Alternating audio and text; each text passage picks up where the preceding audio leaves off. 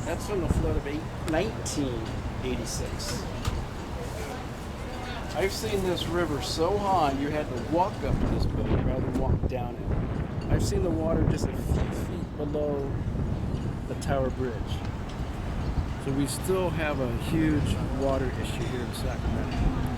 Now we do have a couple sea lions. If you see a black thing swimming around, we have 4 or 5 of them. Sometimes do ya? They get off on sleep on the wharf someplace.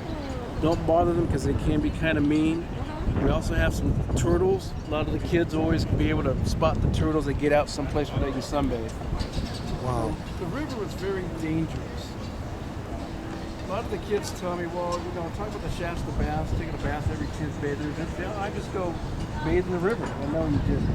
The guys wore the big clothes and the